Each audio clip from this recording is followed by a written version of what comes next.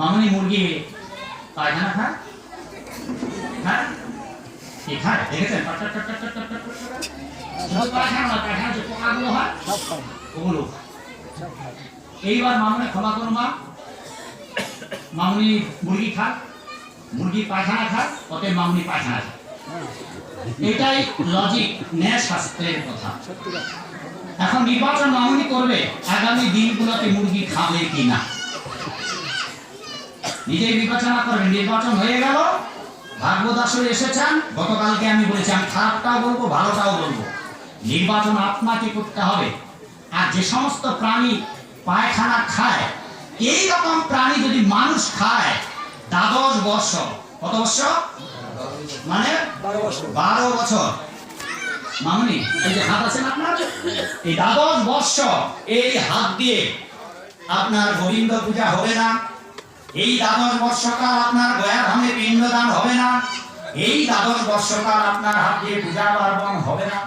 কিন্তু মামনি যদি কালকেই খাওয়া বন্ধ করে যারা খাবোই না, বুঝছাই মুরগির ঠ্যাঙ্গ চাপাবো না, শেষ, সব পাপ শেষ, ওই দিনেই পাপ শেষ, ওই দিনে সমস্ত কিছু থেকে। কারণ ভগবদ্গীতার 18 অধ্যায়ে ভগবান বলেছেন যেই মুহূর্তে যেই পাপ আপনি ত্যাগ করবেন, হ্যাঁ, I will protect all simple reaction, সেই মুহূর্তে আমি ওই পাপ থেকে, সর্ব পাপ থেকে, সর্ব পাপে ভো মোক্ষয়িষ্যামি মা। কেবল আমার চরণে আত্মসমর্পণ করো, আর ওগুলো ত্যাগ করো, অনাচার বেবিচারগুলো ত্যাগ করো। আমি তুমি যত পাপ করেছো সমস্ত পাপের বোঝাকে এমন দূরে নিক্ষেপ করবে এই ব্রহ্মাণ্ডর বাইরে যে ও পাপগুলো এসে তোমাকে আর ধরতেই পারবে না। মা ওই মা সূচক কোনো চিন্তা করো না, কোনো চিন্তা করিবে না, পাপ নাই হবে, মোর চরণে করা শান্তি পাবে। সর্বধর্মান পরিত্যাজ্য মাম একং শরণং ব্রজ, অহং তাং সর্ব পাপে ভো মোক্ষয়িষ্যামি। এটা তো গেল মুরগির প্রসঙ্গ, হিন্দুরা সচরাচর খায় না। এখন হিন্দুদের বাড়িতে ভোরবেলায়, হ্যাঁ, আপনারা মনুষ্যকুলে জন্মগ্রহণ করে ভোরবেলায় ঘুম থেকে জেগে উঠতে পারছেন না মা, পরজন্মে আপনাকে মুরগি হয়ে ভোরবেলায় উঠতে হবে। মুরগি কখন জেগে উঠে? আপনার আগে। এবার বুঝতে পারছেন কোথায় পরজন্মে আপনি জন্মাবেন? তা 80 লক্ষ বার। এই হচ্ছে ভাগবত, এই হচ্ছে পদ্মপুরাণ সিদ্ধান্ত, এই হচ্ছে স্কন্ধ পুরাণ সিদ্ধান্ত, এই হচ্ছে 12 পুরাণ 18 পুরাণের মহিমা। অতএব বাবা অনেক হয়েছে, অনেক হয়েছে। এই যে বাপকে তো অনেকবার বললাম, কালকে থেকে আজকে পর্যন্ত বলেছি। এই বাপকে জিজ্ঞাসা করেছি, ওই বাবা আমাকে বলেছিল, পরেশ বাবু, যে আপনি আমাদের এখানে মন্দিরে ভোগ দেওয়া হয়, আপনি প্রসাদ পাবেন। তা দুই বাবা কি কিনাকে আর ওই আরেক বাবা আছে, জিজ্ঞাসা করলাম, বাবা মাছ সেবা করা হয়? আর কতদিন? বাবা ডাক্তার যে খেতে বলেছে, মানে খাইতে হবে, তার জন্য যতগুলো যুক্তি দেখার দরকার বাবা প্রায় ঘন্টা খানিক ছিল। একটা যুক্তি খণ্ডন করে আরেকটা দেখা, একটা যুক্তি খণ্ডন করে আরেকটা দেখা, উদ্দেশ্য খাইতে হবে। এই হচ্ছে শেষ পর্যন্ত বাবা একবার মহাপ্রভু নিত্যানন্দের কথা বললো, হরিদাসের কথা বললো, যে ওরা মাছ মাংস তিনে অনাচারী, কেউ আর হরি নাম নেয় না, কৃষ্ণ নাম নেয় না, শেষে নাকি নিত্যানন্দ বলে দিয়েছে খাইও মাগুন আছে ঝোল শুয়ে রমণীর পর। জিজ্ঞাসা করলাম, বাবা আপনি তো বয়স হয়েছে, আপনার যারা দাদু ঠাকুর দাদা যারা ছিল কেউ এর প্রমাণ দেখাতে পারবে না যে কোন শাস্ত্রে আছে। কারণ আমার ঘরে কয়েক লক্ষ টাকার গ্রন্থ আছে।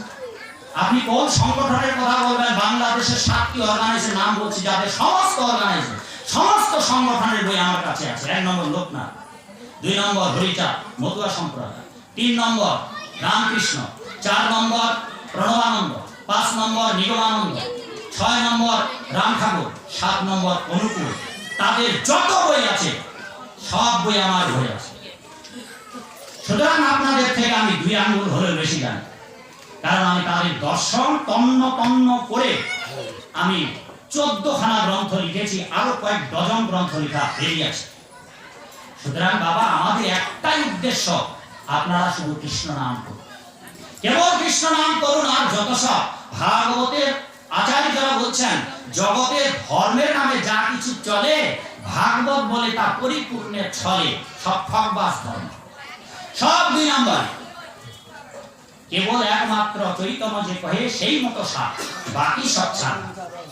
অতএব বেদ যদি মানতে চান হিন্দু বলে, গীতা যদি মানতে চান হিন্দু বলে, গীতা কিন্তু অনেকগুলো নয়। গীতা আপনারও গীতা যা, ওই অন্যান্য যাদের নাম বললাম তাদের ওই গীতা এখানে। গীতায় কার কথা আছে?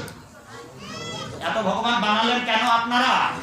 আর আমার ফাঁসি চাচ্ছেন আপনারা কেন? বললেন এটা কাজ। আপনারা তো হিন্দু, আমিও তো হিন্দু। হিন্দু বলেও তো আমাকে একটু করুণা করার দরকার ছিল, আপনাদের কিছু করতে পারলেন না।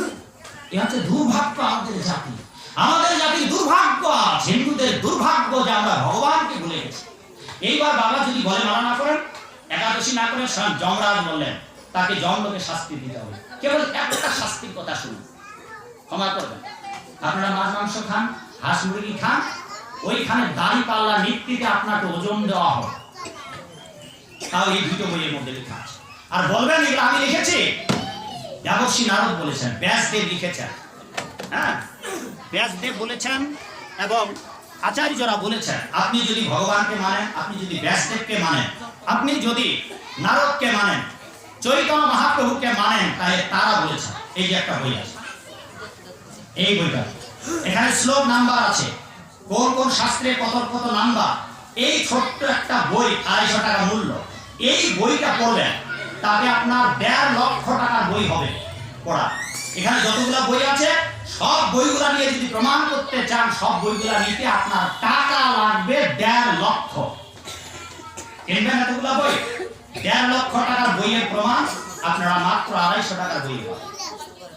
এইখানে সব লেখা আছে। এইবার যে কথা বলছিলাম, এইখানে এই যতগুলো পাপ করেছি মাগো, তার একটা পাপের শাস্তির উল্লেখ আছে। সেই পাপটি কি?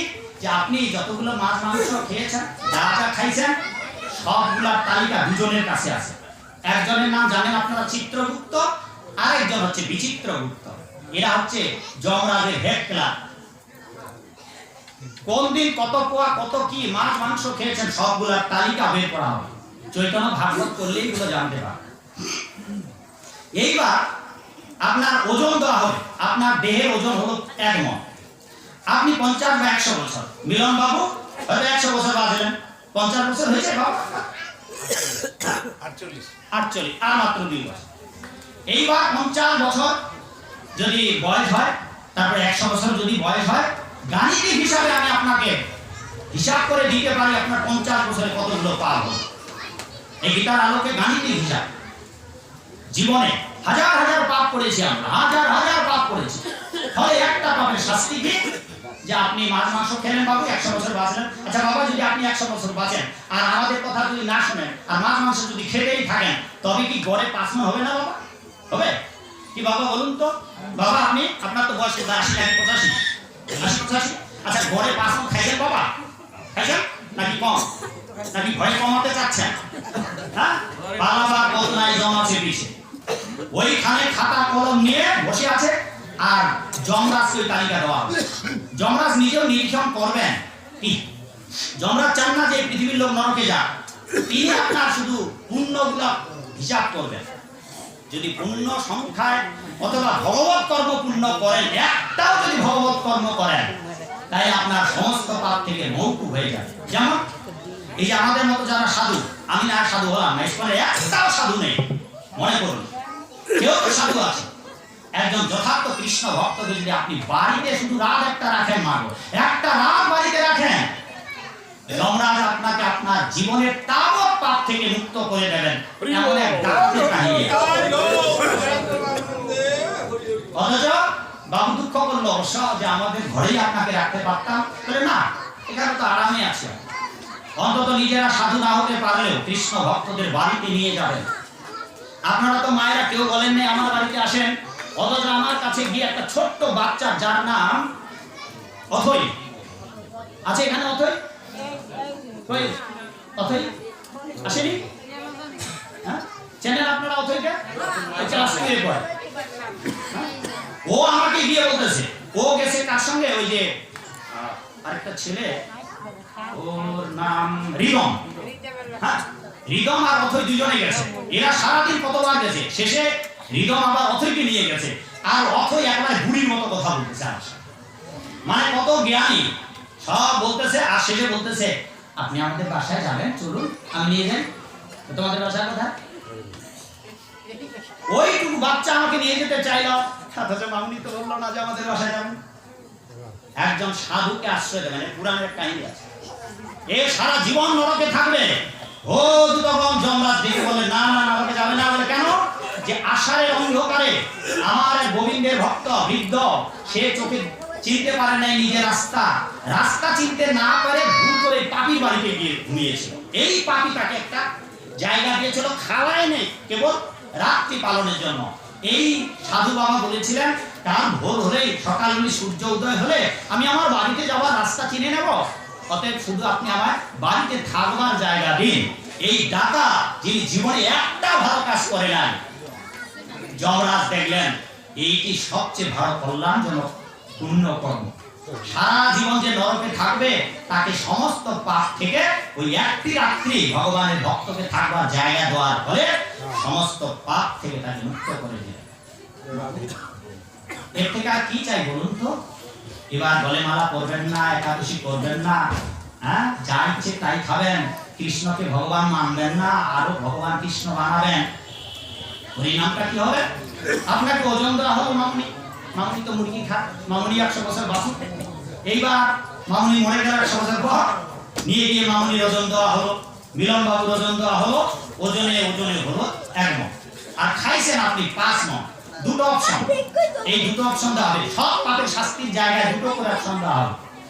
এই বিচি, দুটো অপশন মানে কি কি শাস্তি আপনার পছন্দ মতো বেছে নিতে হবে।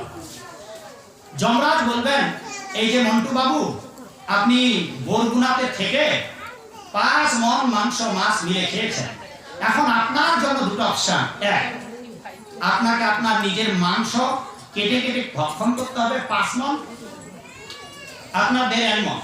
আপনি খাবেন আবার মাংস বোঝা, আপনি খাবেন আবার মাংস বোঝা। কথিত আছে, পুরাণ শাস্ত্র বলে দিচ্ছে পাপীরা ওই নরকে গিয়ে নিজের দেহের মাংস খেতে চায় না। সেই জন্য যমরাজ আরেকটা অপশন রেখেছেন। কি? কারা কারা খাবে মাংস আপনার? শকুন, শিয়াল, কুকুর, এদের দাঁতের বর্ণনা, চোখের বর্ণনা পর্যন্ত বর্ণনা করা আছে। ভালো, এইবার এরা 4 জমদূত আপনাকে বাঁধবে, আর শকুন শিয়াল আপনার দেহের মাংস খাবে। আর আপনার মাথাটা জমদূতেরা উঁচু করে দেখাবে, দেখুন অন্য প্রাণীর মাছ, অন্য প্রাণী খেয়ে আপনি যে ইন্দ্রিয় তৃপ্তি লাভ করেছিলেন, এখন আপনার দেহের লাড়ি ভুঁইয়ার মাংস খেয়ে ওরা আনন্দ উৎসব করছে। বারবার জ্ঞান হারাবেন, বারবার কেটে কেটে মূর্ছা যাবেন, কিন্তু মা আর মরবেন না। ভাগবত করবেন। ভাগবত আমাদের মন্দিরে 17-16 হাজার টাকা নিয়ে আসবেন, সংস্কৃত বাংলায় অনুবাদ আছে। আর যদি বৃন্দাবনে বাবাজি প্রচার ভাষ্য করেছে, ওটা বোধহয় 34টা ভলিউম, 35,000 টাকা, 32,000 টাকা লাগবে। আর যেটা বিশ্বে প্রচার হচ্ছে আমাদের সোসাইটির মাধ্যমে, ভাগবতের মূল্য 17 না 16,000 টাকা। ওটা কিনে নিয়ে আসবেন। এই কথাগুলো ওখানে লেখা আছে। আর তাও যদি না পারেন, এখানে লেখা আছে কোন কোন অধ্যায়, কোন কোন স্কন্ধের কত নাম্বার শ্লোকে এই শাস্ত্রী বন্ধ। এইবার না আজকে 1 মণ খেলো, সূর্য যে সূর্য কালকে আমাদের এখানে উঠবে বরগুনাতে, সারা পৃথিবীতে এই সূর্য নরকেও দেখতে পাবে। সূর্য ওঠার সাথে সাথে নরকে প্রবল বেগে ঠান্ডা বাতাস বইবে, আর আপনার কেবল হাড় থাকবে, কাঁটাগুলো থাকবে, পাঁজর থাকবে, এইটা বাতাসের ঠান্ডায় আবার মাংস হয়ে যাবে। আপনি আবার পূর্ণ ওই সেন্টু মন্টু বাবু, ওই মিলন বাবু হয়ে যাবে। আবার খাওয়া শুরু করবো। ওরা তো খাওয়ার জন্যই জমদূতেরা যা যা বলবে, চোখ দুটো খাবে না, কিন্তু চোখ দুটো খাবে না, যাতে করে আপনি দেখতে পান। আর জ্ঞান হারাবেন, ওরাই আপনাকে সচেতন করে দেবে, বুঝুন। আর যতদিন আপনি নরকে থাকবেন, আপনাকে ঘুমাতে দেওয়া হবে, আপনাকে বিশ্রাম না দেওয়া হবে না, কেবল ওই একটি পাপের শাস্তি। নির্বাচন আপনারা করবেন, কালকে থেকে খাবেন কিনা। এবার মাগো, এটা তো বাপরা খাইন পারি, বাপেদের শাস্তি, আপনাদের কি শাস্তি হবে সেটাও বলা আছে। মাগো, যেটাতে তরকারি রান্না করা হয়, যে যন্ত্রটা এরকম করে কান দুটা ধরে, এটার নাম কি বলেন আপনারা? কড়াই, নরক না? ঠিক বলেছি? কড়াই। এই নরকে বিশাল বিশাল সরোবর আছে, কড়াইয়ের মতো। এখানে মানুষ ভাজা তেল, যেটাকে রৌরব বলে নরক। ভাগবতে লেখা আছে, পুরাণে লেখা আছে, রৌরব নরক আর কুম্ভীপাক। এই কুম্ভীপাক নরকে নিয়ে এই যে মা, এত সুন্দর সুন্দর মামুনিরা, মায়েরা, জমদূতে আপনাকে 4 হাত দিয়ে ধরে আপনাকে হ্যাঁ, চারজনের হাতে দিয়ে ধরে ফুটন্ত মানুষ ভাজা তেলে, ওখানে অনেক মায়েরা ভাসতেছে, মায়েদের ভাজানো হচ্ছে। ওই যে বাবুর মামুনি তো খুব সুন্দরী, কি মা শুনতেছেন তো? নরকে ফুটন্ত তেলে ভাজা হবে। আর যেটা যে তরকারি নামেন, এই যন্ত্রটার নাম কি বলে আপনাদের বলবো না? খুন্তি, হাতা। এই বড় বড় হাতা খুন্তি আছে, ওটা দিয়ে বারবার আপনার ভাজবে। আর মাথা উঠাবেন ফুটন্ত তেলে, মাথাটা আপনার খুন্তি দিয়ে নিচে ডুবিয়ে দেওয়া হবে। কিন্তু মা আপনি মরবেন না মা গো, পুড়ে ছাই হয়ে যাবেন কিন্তু মরবেন না। বারবার আপনি টাকি মাছের মতো পোড়াইলে যেমন হয়, আপনি এইরকম ফুটন্ত তেলে ভাজা যাবেন কিন্তু মরবেন না। এই শাস্তি শেষ হলে এমন এক জায়গায় নিয়েছে পায়খানা, বিষ্ঠা কুণ্ডে, তখন আপনি পায়খানাতেই ভাসবেন, পায়খানাতেই ঘুমাবেন, পায়খানায় খাবেন, চারিদিকে পায়খানায় মুছতে হবে। এরপর মূত্রকুণ্ডে নিয়ে যাওয়া হবে, সুর কুণ্ডে নিয়ে যাওয়া হবে, এমন একটা কুয়ার মধ্যে নিয়ে যাওয়া হবে যেখানে হাজার হাজার ভিড়ু আপনাকে দংশন করবে। আর পাগুলো উপরের দিকে ঝুলায় রাখা হবে, আপনার মাথাটা নিচে। একটা ভিড়ুর বলে বাবা কি বলে, ভিড়ুর একটা ভিড়ুর কামড়াইলে তো আমি এখানে বক্তৃতা দিতে আসতে পারবো। এখানে যদি কামড়ায় বাবা সেখানে বলা হচ্ছে ভাগবত। এগুলা বলে না কেন? এইগুলা যদি বলি তাহলে সামনের বছর আপনারা আমাকে ডাকবেন না। আর আমাদের সে ভয়, আমাদের বিশেষ করে জিতেন্দ্রিয় দাসের এই ভয়, কোনো ভয়, কারণ আমাদের জন্য সারা পৃথিবী অপেক্ষা করছে। আমরা সত্যগুলো আপনাদের জানাতে চাই, কারণ আপনারা আয়োজনটাই করেছেন। কিসের আয়োজন বাবা? এটা কিসের আয়োজন? হ্যাঁ বাবা, কি জন্য আমাকে ডেকেছেন? ভাগবত। এই ভাগবতে সব কথা আছে। সচরাচর ভাগবতে তো প্রেমের কথা হয়, ভাবের কথা হয়, কান্নাকাটির কথা হয়। আরে বাবা স্কুলের ছাত্ররা আবার কি ভাগবত পাঠ করছে রে বাবা, নরকে দিয়ে একটা সুপ আছে, মাংস খাওয়া আছে, এদের পাঠ শোনা যাবে না। আরে মা, ওটা যে ভাগবতে আছে, কারণ যেটা আপনারা ওটা কথা পছন্দ করেন না সেই জন্য পাঠকরাও বলে না, কারণ বললে তো আপনি পরের বার বায়না করবেন। বুঝতে পারছেন মা গো? অতএব বাবা, খুব খারাপ কথা বললাম, আমায় ক্ষমা করবেন। এখন নির্বাচন আপনারা নেন, সারা জীবন তো খেয়েছেন, অন্তত এই বাবার মতো অদ্ভুত যাবেন না, আপনারা সারা চেষ্টা করুন। ক্ষমা করবেন আপনি আমার। আমি বারবার আপনাকে মিনতি করেছি যে আপনি আজকে থেকে এগুলা খাবেন না। আপনি যদি খান তো আপনার নাতিরা তো খাবে, দাদুই তো খায়। ঘাটের মোড়া হয়ে গেছে, দাদু আসমরি কালমরি পিঠা খাবার শাক করে, এখনো দাদু জব্বা লালসা থাকতে পারে না। এমনকি দাঁত যাদের নেই তারাও মারি দিয়ে চিবিয়ে ছেঁচনি বাটনি দিয়ে পান সুপারি খাচ্ছে। শুধু তাই না, ইলিশ মাছ, ওরে বাবা মাছের রাজা ইলিশ মাছ রান্না করলে তার যে ঘ্রাণ, ঠাকুরেরও কইটা ছিল খাওয়ার স্বাদ যায়। এত খাওয়া দাওয়া বাদ দিয়ে সকালবেলায় হরে কৃষ্ণ এই মালা টিপো ঝরা ঘুরাও, ভালো লাগবে? অতএব বাবা, আজকে হরিবাসরের দিন, যদি একাদশী পালন করেন মা, তবে একাদশীতে চা খেতে পারবেন না, একাদশীতে পান সুপারি খেতে পারবেন না। আর যেহেতু একাদশীতে এগুলো খাওয়া যাবে না, আর যাদের প্রতিদিন এগুলো খাওয়ার অভ্যাস আছে, একাদশী ব্রত পালন করতে গিয়ে আপনি বিপদে পড়বেন। কেন? হঠাৎ করে একদিন আপনাকে 15 দিন পর একদিন খাওয়া বন্ধ করতে হবে। সেই জন্য মা, যেহেতু ওগুলো বৈকুণ্ঠে নেই, যেহেতু ওগুলো স্বর্গরাজ্যে নেই, পান সুপারির গাছ নেই, বরস নেই, তাহলে ওগুলা এদেশের জিনিস এদেশেই রেখে যান। যদি এদেশে এগুলা রেখে না যেতে পারেন, পরজন্মে আপনাকেই সুপারি গাছ হয়ে জন্মাবে, আপনাকে পানের বরজে পরশ হয়ে জন্মাবে। এটাও যে আছে শাস্ত্রে, তখন কি করবে? আপনি সুপারি খেতে খেতে মরলেন, পরজন্মে আপনি সুপারি গাছ হয়। আপনি পান খেতে খেতে মরলেন, পরজন্মে আপনি পানের বরজে এইভাবে দাঁড়িয়ে থাকবেন। বলুন শাস্ত্র পড়বেন না, এটা সেটা বলবেন, হয় না বাবা, এটা হয় না মা। তাই এই গেল। এবার 3টা ক্ষতি হবে। 1 নম্বর, নরকে শাস্তি পেতে হবে যদি গলে মারা না থাকে, একাদশী না করেন। 2 নম্বর, এইবার নরক ভোগের পর যমদূতের আপনার কাছে এসে জোড়হাত করবে। মিলন বাবু, মামুনি, যমদূতের আপনার কাছে আসবে মা গো, আর বলবে মা, এ আমাদের কোনো কিছু করার ছিল না, আমরা প্রভুর আদিষ্ট, তাই আপনাকে আমরা শাস্তি দিয়েছি। এবার আজ থেকে আপনার শাস্তি আমাদের হাত থেকে আর পেতে হবে না। এবার আপনি শান্তিতে চলুন, আপনাকে স্বর্গের দেবদেবীরা অপেক্ষা করছে। এইবার দ্বিতীয়বার আবার বিপদ আছে। আপনাদের 3টা ক্ষতি হবে। 1 নম্বর ক্ষতি, নরক ভোগ করতে হবে। 2 নম্বর ক্ষতি হবে, আপনাকে দেবদেবীরা স্বর্গে নিয়ে যাবে। যমরাজের আদেশে দেবদেবীরা ওরা আপনাকে জ্বালাতন করবে। এই জন্য 14খানা বইয়ের কোনো একটি বইয়ে লেখা আছে স্বর্গীয় শান্তি নেই। এবার স্বর্গে যে যাবেন, আগে স্বর্গে যাওয়া বলে মালা পরা আর একাদশী করে স্বর্গে যাওয়া, আর বলে মালা না করে পুণ্যকর্ম করে একাদশী না করে পুণ্যকর্ম দেবদেবী পূজা করছে না, আমাকে মানুষজনের সেবা করছে না, জনগণের দরিদ্রদের সেবা করছে না, বাবা এটা পুণ্য। এই পুণ্য ফলে আপনি স্বর্গে যাবেন, কিন্তু শান্তি পাবেন না।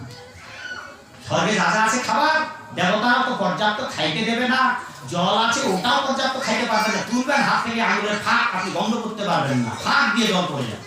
শুধু তাই নয়, মর্তলোকে 4টা দশা পার হতে হবে, স্বর্গলোকে 3টা দশা, একটা দশা নেই। মর্তলোকে জন্ম, ব্যাধি, জরা, মৃত্যু, এই তো 4টা, জন্ম মৃত্যু জরা ব্যাধি। স্বর্গলোকে 3টা, স্বর্গলোকে যেমন বাবুকে স্নান করানো হলো, এটাই হবে ওখানকার জন্ম। স্নান করাতে করাতে নরক ভোগের পর আপনাকে স্বর্গে নিয়ে স্নান করাবে, ওই দেহে আপনি 18 বছরের যুবক যুবতী হবে। এবার এই 18 বছরে 5 লক্ষ বছর থাকবেন, আর এই 5 লক্ষ বছর ধরে আপনি রোগাক্রান্ত হবেন।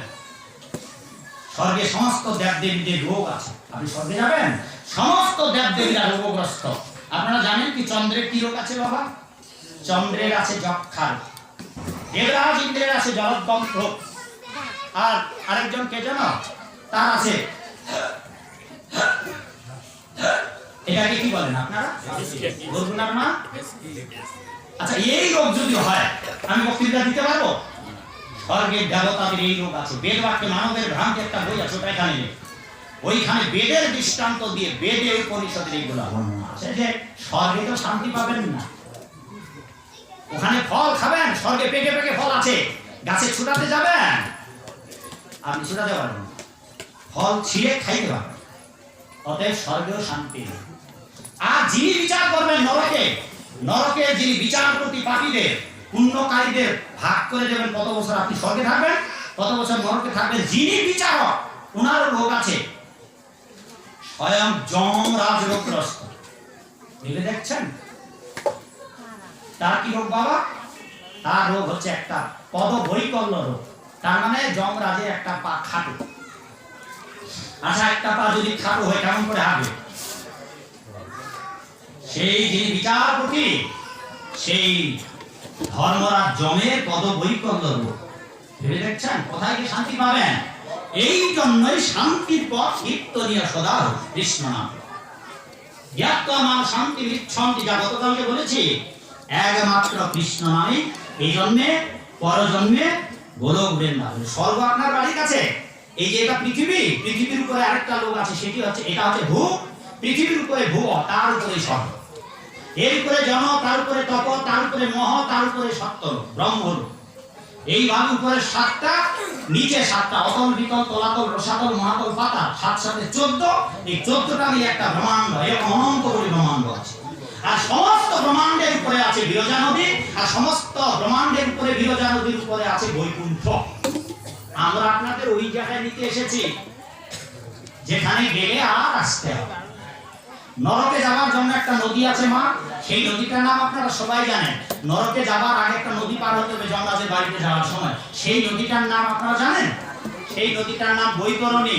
এবার গোবিন্দের ভক্ত হয়ে যখন গোবিন্দের কাছে যাবেন, তখন একটা নদী পার হতেও হবে, সেটি হচ্ছে বিরজা নদী। এটা বৈতরণী, ওটা বিরজা।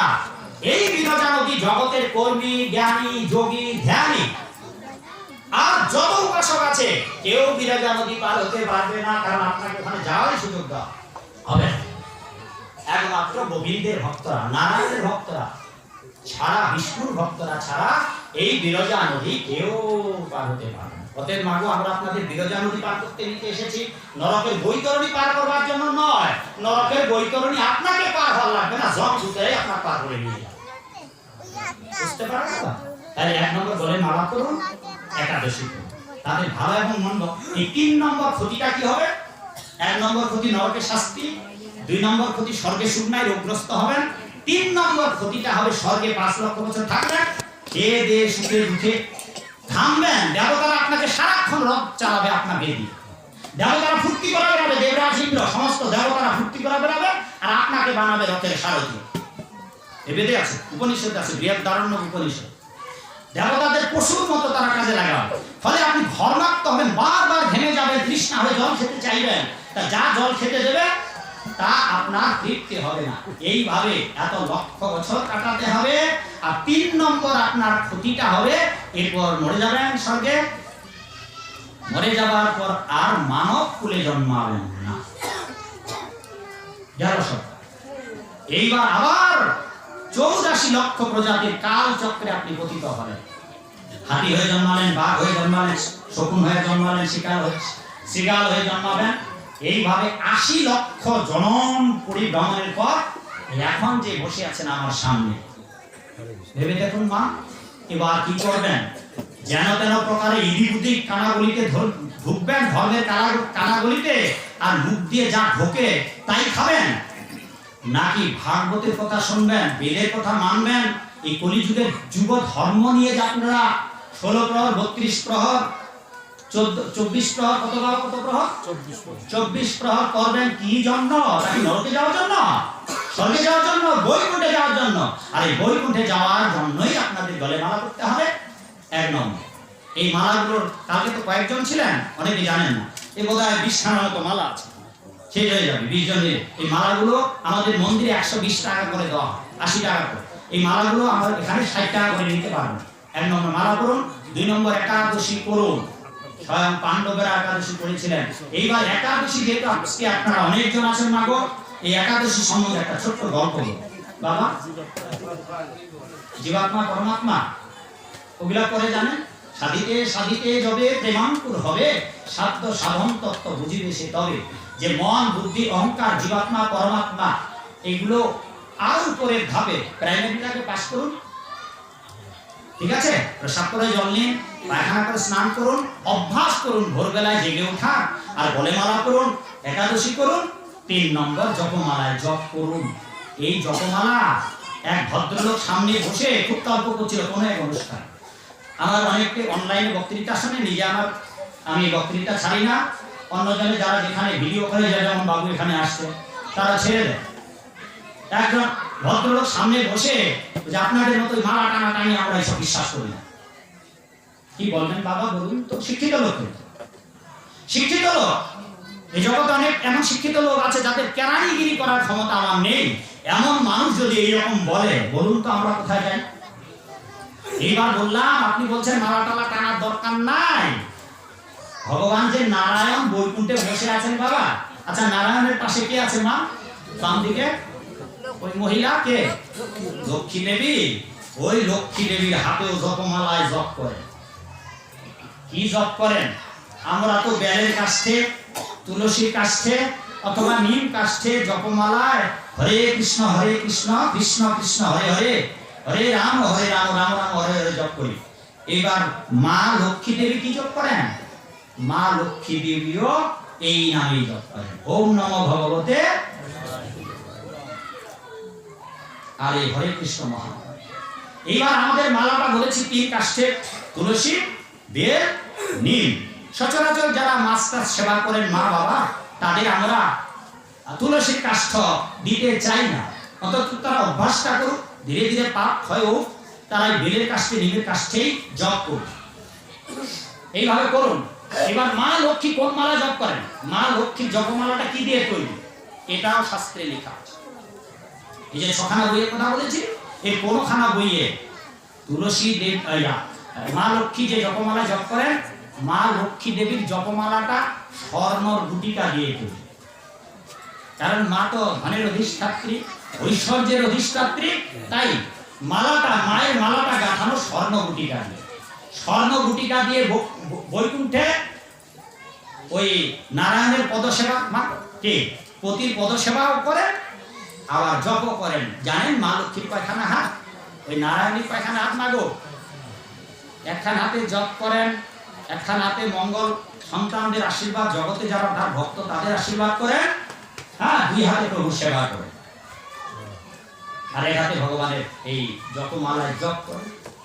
এবার বৈকুণ্ঠের অধীশ্বরী দেবী নারায়ণী, তিনি জপমালা জপ করছেন। ভগবত গীতার বিভূতি যোগের 10ম অধ্যায়ের 25 নম্বর শ্লোকে বলা হয়েছে, যজ্ঞানাং জপ যজ্ঞ।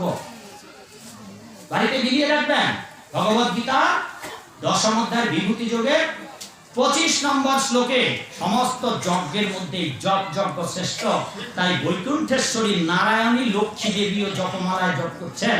আর বলবেন যে আমাদের মালা টালার দরকার নাই, মালার বড় জ্বালা রে, পাঞ্জাবি ওয়ালা রে, হ্যাঁ ওইসব মালা টালা টানার দরকার নাই। আরে বাবা, তোমার মায়ের তোমার 14 গোষ্ঠীর মা, যিনি অনন্ত কোটি ব্রহ্মাণ্ডের যিনি জননী, সেই নারায়ণী জপ করছে। এবার গেল জপমালা। শুধু কি নারায়ণী বৈকুণ্ঠে? কৈলাসে কে আছে মাগো? বাবা ভোলেনাথ। ওই ভোলেনাথ কয়টা মাথা মাগো? বাবা কয়টা মাথা? শুধু হ্যাঁ 5টা। পঞ্চমুখে রাম নাম, কৃষ্ণ নাম গান ত্রিপুরা। এইবার তিনিও 5খানা মুখ দিয়ে একই সাথে হরে কৃষ্ণ নাম মহামন্ত্র জপ করছে। এবার তার জপমালাটা কি দিয়ে তৈরি? ওটা আছে। এখন কেউ যদি বলে আপনি কি কৈলাসে গিয়ে দেখেছেন ওই ভোলানাথের কি মালা জপ করে? মালা দেখে এসেছেন একটা সাধু? বলুন তো এই মুখকে কি বলবেন তখন? আমাদের কাছে এরকমও প্রশ্ন নিয়ে আসে। ফলে আমরা এগুলা বাল্য ভোগ মনে করছি। এগুলা প্রতিদিন আমরা শুনতে শুনতে এতটা আমরা ছেঁচড়া হয়ে গেছে, ওগুলা শুনতে শুনতে আমাদের অভ্যাস হয়ে গেছে। ভাবি যে হে গোপাল, এগুলো তোমার বাল্য ভোগ। আমাদের ওগুলা খেতে খেতে হজম করতে করতে বড় হজম শক্তি আমাদের হয়ে গেছে। এখন আপনার শহরে না থাকতে টিভি ধরে তুলে দেন, আমাদের আর কিছু। ঠিক আছে বাবা, আপনি সব করতে পারবেন, কিন্তু সাধু হতে পারবেন না। এইবার বাবা ভোলানাথের জপমালাটা, পদ্ম ফুল আছে বাবা আপনাদের এলাকায়? আছে? এই পদ্ম ফুল পেকে গেলে দেখবেন ওখানে বীজ খুব সুস্বাদু, ওখানে কাজু বাদামের মতো ওখানে ভেতরে যে শ্বাসটা রয়েছে। বাবা ভোলানাথের জপমালাটা অনেকে যখন বলি, বলুন তো বাবা ভোলানাথের গলায় কি মালা আছে? জপমালাটা কিসের? একেবারে মানে ভিতর থেকে উগ্রায় বলে রুদ্রাক্ষের মালা। ওরা জানে পড়েছে কোথায় আছে রুদ্রাক্ষের মালা জপ করেন তিনি? পরিষ্কার লেখা আছে। ওটা দেখতে রুদ্রাক্ষের মতো, কালো তো, তাই ভাবছে শিবের মালাটা রুদ্রাক্ষের না, ওটা পদ্ম বীজের গুটিকা দ্বারা বাবা ভোলেনাথ নিরন্তর ডমরু বাজাচ্ছেন এক হাতে, আর এক হাতে হরে কৃষ্ণ হরে হরিনাম হরিনাম, হ্যাঁ হরে নাম, পঞ্চমুখে রাম নাম, হরে কৃষ্ণ কৃষ্ণ কৃষ্ণ হরে হরে, হরে রাম। এখন বলবেন এইটা তো কলিযুগে আসলো বাবা। কেউ তো আরো তার্কি আছে, বলবে যে এই নাম তো গোপনে ছিল, আমি তাই এনে বিলাইলো। আর বেটা ভোলানাথ তো কত যুগের আগের কথা, ওই বেটা কোথায় গেল? আরে বাবা, এই মন্ত্রটা 3টা অক্ষরে ছিল, হরে কৃষ্ণ রাম। বাবা ভোলানাথ তার ডুমরুতে বাজাতে পারছে না, দেবর্ষি নারদ তার বিনা যন্ত্রে বাজাতে পারছে না। তখন দেবর্ষি, রাজর্ষি, ব্রহ্মর্ষি, ব্রহ্মা, শিব আদি দেবতারা সবাই মিলে একটা বৈঠক করলো। সিদ্ধান্ত যে আমরা এই প্রভুর নাম কীর্তন যে করবো, এইটা যে সারগামের স্কেল আছে, এই সারগামও দেবর্ষি নারদ তৈরি করেছেন এবং শিব ঠাকুর দুজন মিলে। এখনকার শিল্পীরা যে সারেগামা পাধানিসা সানিদাপা মাগারিসা উদারা মুদারা তারা, এই যে সারগাম, এই শিব ঠাকুর এবং নারদ মিলে তৈরি করেন। আর হরে কৃষ্ণ রাম এই 3 অক্ষর নামকে 16 নাম 32 অক্ষরে, এই দুজনই সিদ্ধান্ত করে এটাকে বিভাজন। পরবর্তীকালে এইটা তারা কীর্তন করতেন, আর মহাপ্রভু এসে কলিযুগের অধঃপতিত জীবদের কাছে এটা বিতরণ করে।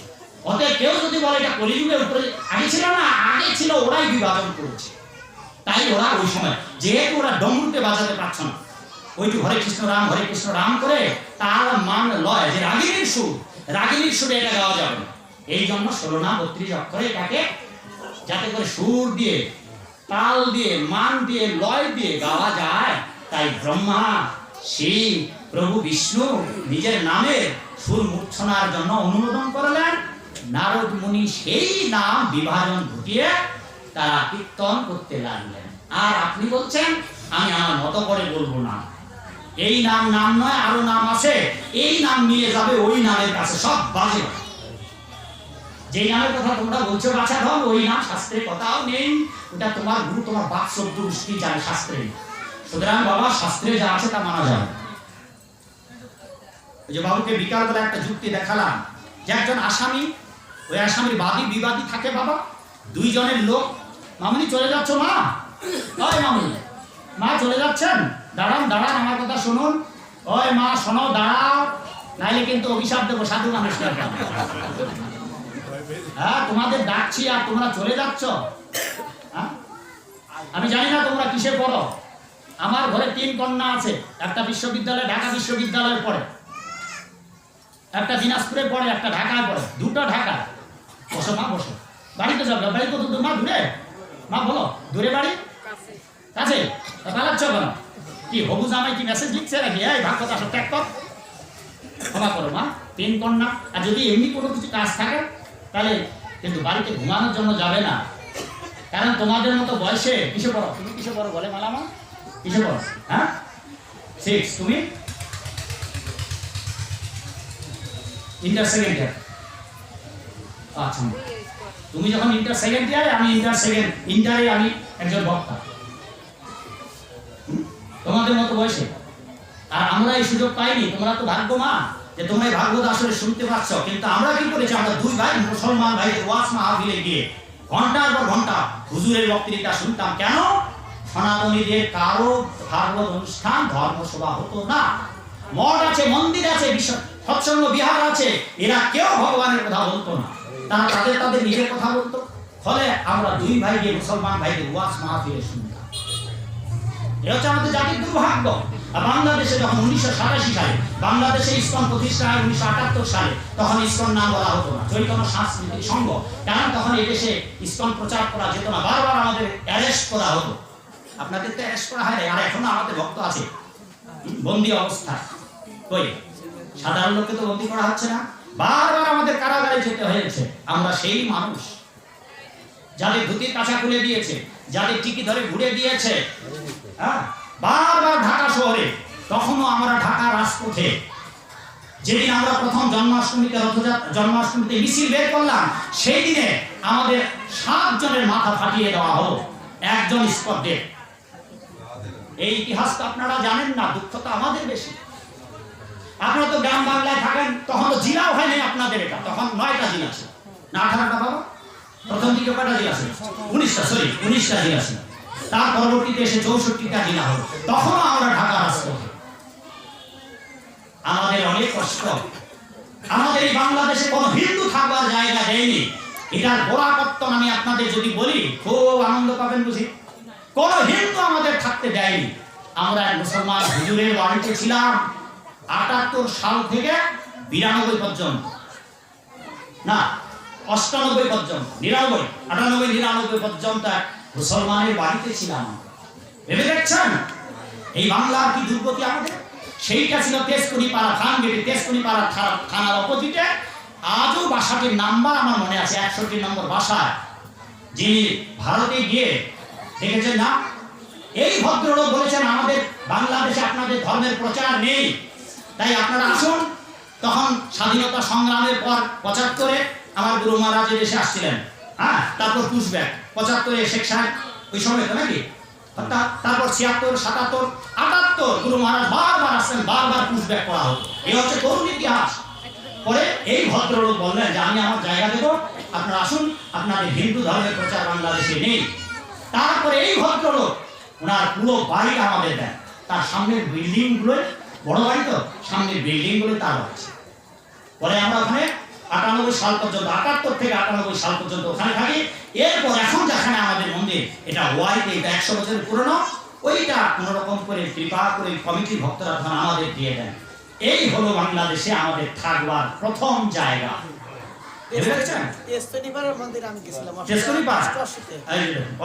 বন্যার সময় গেছে, তখন আমরা দরজা জানালা বন্ধ করে মৃদঙ্গ করতাল বাজিয়ে কীর্তন করতাম। আর শুক্রবার গুলাতে কোনোদিন 3 জন আসতো, কোনোদিন 2 জন আসতো, সাপ্তাহিক অনুষ্ঠান কোনোদিন 1 জন আসতো না। আমি প্রভুর কাছে গিয়ে বলতাম, প্রভু আজকে তো কেউ আসে নাই, কাকে চৈতন্য চরিতামৃত আর গীতা পাঠ করে শোনাবো? উনি আমাকে আদেশ দিত, যাও দেওয়ালগুলা শোনাও। একদিন তোমার সামনে হাজার হাজার মানুষ ভাগবত পাঠ শুনতে আসে। আমি দেওয়ালগুলোকে ভাগবত পাঠ শোনাছে, তখন আমি ছাত্র, আমাদের খেতে দেয় নাই। আমরা নিজের হাড়ি পাতি নিয়ে ডাল ভাত কিনে কিনে বলছিলাম যে মা গো, মায়েদের মনটা একটু নরম, আর আমার তো ছোটবেলা থেকে মা মা বলতে ডাকি, মা মা বলার অভ্যাস আছে মা, আর মায়ের মতো বলে যায়, বলে মা আপনাদের ঘরটা বিছানা দেওয়া লাগবে না, আপনাদের বারান্দাটা দেবেন, আর আপনি একটু পাড়া প্রতিবেশী বলবেন, আমরা একটু কীর্তন গাইবো আর গীতা পাঠ করবো। এইভাবে আমরা বাংলাদেশে 10-12 জন শুরু করি। আর আজ সারা বাংলাদেশে 10-12 হাজারেরও বেশি আমরা অ্যাক্টিভ হওয়ার প্রেমানন্দে হরি হরি হরি।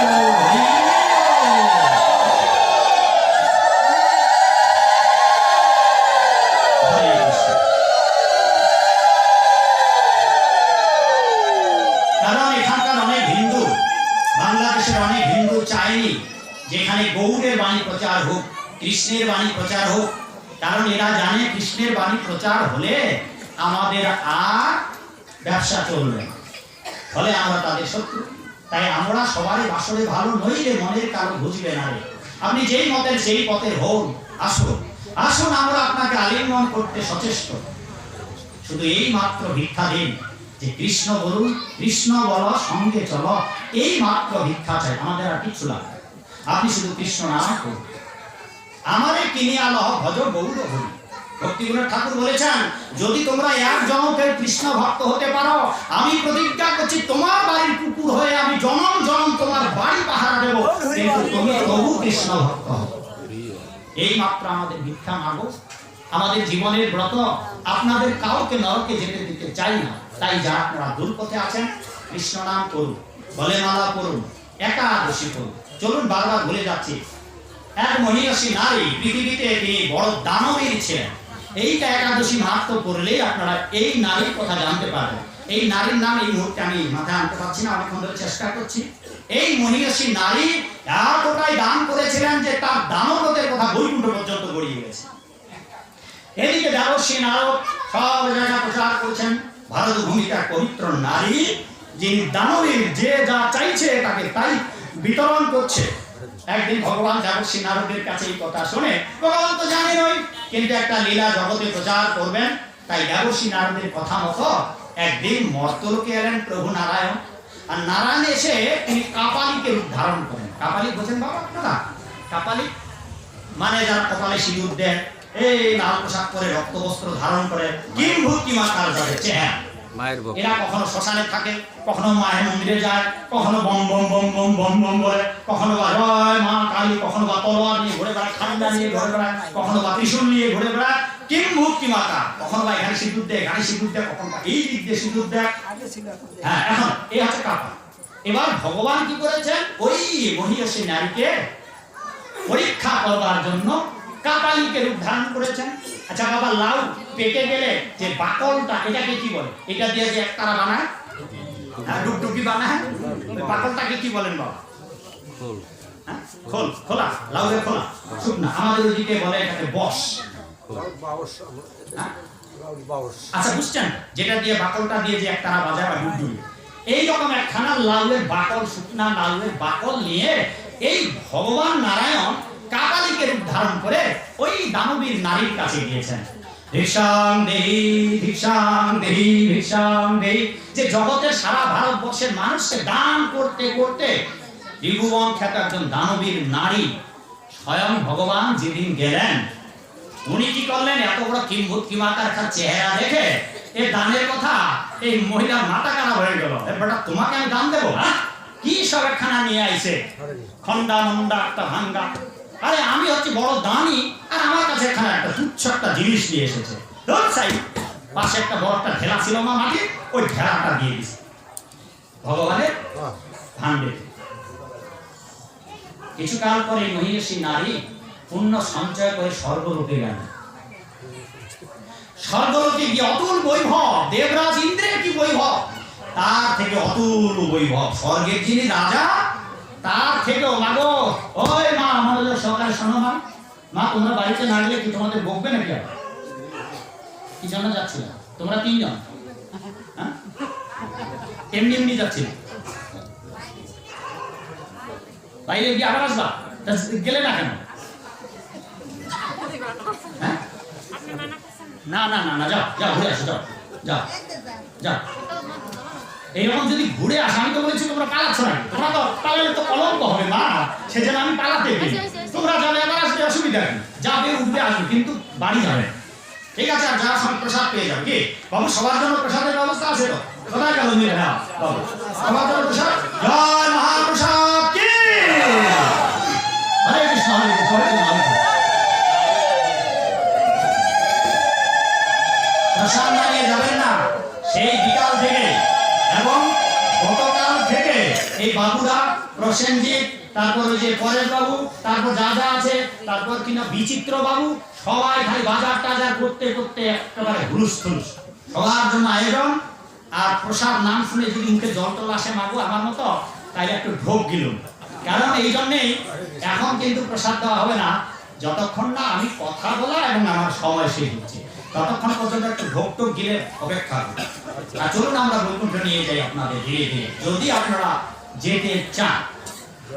চলুন এবার মারা গেছেন মা, ওই মহিষী নারী অতুল বৈভব সম্পন্ন স্বর্গে দেবরাজ ইন্দ্রের থেকে বৈভবপূর্ণ একটা সাম্রাজ্য স্বর্গে তার জন্য আলাদা একখান যেন স্বর্গরাজ্য।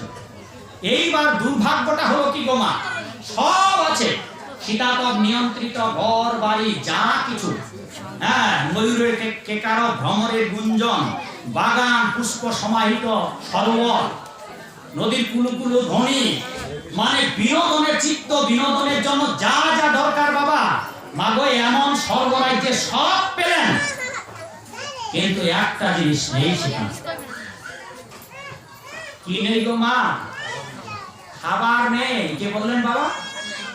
আপনি শুনেছেন এখানে খাবার নেই। এবার বলুন বাবা, আপনার বাড়িতে সব আছে, কিন্তু যা খেয়ে আপনি ব্যাটারি চার্জ করবেন, যা খেয়ে বক করবেন, যা খেয়ে দম্ভ অহংকার করবেন, হ্যাঁ, আমাদেরকে মানতে চাইবেন না, ভাগবত মানতে চাইবেন না, একটা সরষের দানা তৈরি করার ক্ষমতা নেই, কলইর দানা তৈরি করার ক্ষমতা নেই, ওই যে জিরা মেথি এই যে মশলা কাউন তৈরি করার ক্ষমতা নেই। এইবার সব আছে, সব পেলেন, খাবার নেই। এবার দিন যায়, মাস যায়, কতদিন না খেয়ে থাকবেন?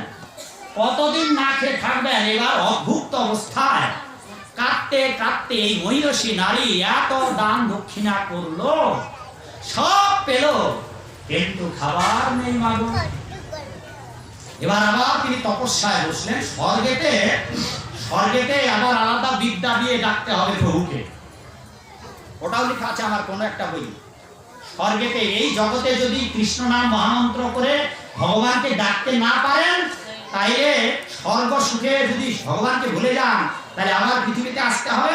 ভাগ্যবশে স্বর্গে দেবতাকে স্বর্গে বৈষ্ণবরা ঘুরতে যাবে, মাঝে মাঝে দেবর্ষি নারদ বিনা বাজাতে বাজাতে যাবে। যদি এই রকম বৈষ্ণব দর্শন করে স্বর্গেতে আপনি কৃষ্ণ ভক্ত হতে পারেন, আপনি যেখানেই যান, নরকে গেলেও যদি কৃষ্ণ ভক্ত, কিন্তু আপনাকে সুযোগ দেওয়া হবে। স্বর্গে গিয়ে আপনি কৃষ্ণ ভক্ত আর সুযোগ পেতে পারেন, কিন্তু ওখানে যে শক্তিতে ভগবত ভক্তরা করতে হবে, ওই শক্তিটার নাম হচ্ছে পঞ্চাগ্নি বিদ্যা। পঞ্চাগ্নি বিদ্যার দ্বারা স্বর্গলোকে ভগবানকে ডাকতে হবে, তবেই আপনি ওখান থেকে বৈকুণ্ঠে যেতে পারবেন, এই পৃথিবীতে আসতে হবে না। কিন্তু এখানে হরে কৃষ্ণ মহামন্ত্র এত সহজ করেও যদি আপনি এখানেই ভগবানকে না ভজনা করতে পারেন, স্বর্গে এত সুখ আর যে প্রতিপত্তি, তাতে আপনি এমনিতেই ভগবানকে ভুলে যাবেন। সেই জন্য আমরা মিনতি করি স্বর্গে যাওয়ার আগে গোবিন্দকে ডাকি।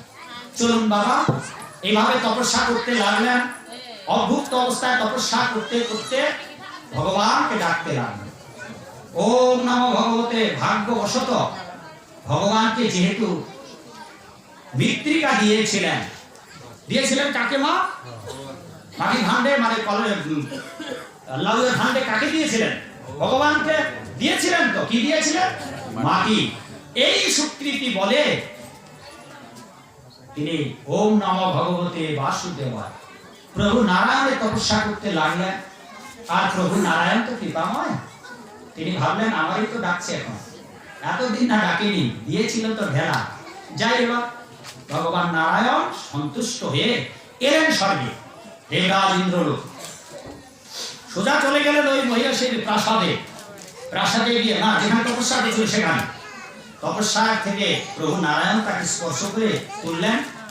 আর প্রভুকে দেখেই তিনি চরণে বন্দনা করে বললেন, প্রভু, আমি তো মর্তলোকে অতুল বৈভব দিয়ে মর্তলোকের মানুষদের দান দক্ষিণা করেছিলাম, কেন হে প্রভু, আমার কি অপরাধ হয়েছে যে আমি তোমার কাছে যেতে পারলাম না? আর যখন আমি দেবরাজ ইন্দ্রের স্বর্গলোকে এলাম, তখন যা খেয়ে আমি জীবিকা নির্বাহ করব সব আছে, কিন্তু খাবার নেই কেন প্রভু? বললেন, তুমি তোমার স্বর্গরাজ্যে সব জায়গায় কি ঘুরে ঘুরে দেখেছ? না তো প্রভু, তাহলে কোন কোন জায়গায় গেছো? যে আমি পূর্ব দিকে গেছি, পশ্চিম দিকে গেছি, উত্তর দিকে গেছি, কোথাও যখন কিছু পাইনি তখন তোমার তপস্যা করতে বসেছি। তাহলে দক্ষিণ দিকে? না প্রভু দক্ষিণ দিকে যায়নি। চলো এবার দক্ষিণ দিকে। এবার এই বৈদেশে নারীকে নিয়ে দক্ষিণ দিকে প্রভু নারায়ণ যাচ্ছেন। যেতে যেতে যেতে কিছু দূর যেতে না যেতেই বলছে, এটা কি দেখতে পাচ্ছ? বিশাল পাহাড় মাগো, বিশাল পাহাড়। পাহাড় কিসের? মাটি, মাটির পাহাড়। কেন মাটির পাহাড়? বললেন যে প্রভু তো মাটি, বলে এইগুলোই এখন তোমাকে খেতে হবে। যে প্রভু এ তো আরেক অপরাধ, এই মাটি কি ভোজ্য দ্রব্য? মাটি কি আর খাওয়া যায়? চলো এবার তোমার পূর্ব জন্মে ফিরে যাও। তুমি যখন দান করেছিলে দেখো এবার কি করেছিল। ভগবান নারায়ণ কি করলেন? তার পূর্ব জন্মে যা করেছিল, প্রভু নারায়ণ যেদিন কাপালি রূপে নিয়ে যায়, দেখে যে সর্বনাশ সর্বনাশ। দেখো তুমি আমার ভাণ্ডতে যখন আমি তোমাকে পরীক্ষা করতে যাই, তুমি পরীক্ষা ফেল করেছো। সেই দিন তুমি এত দানবীর মহান ব্যক্তি, অথচ তুমি তোমার ক্রোধ সামলাতে না পেরে তুমি আমায় মাটির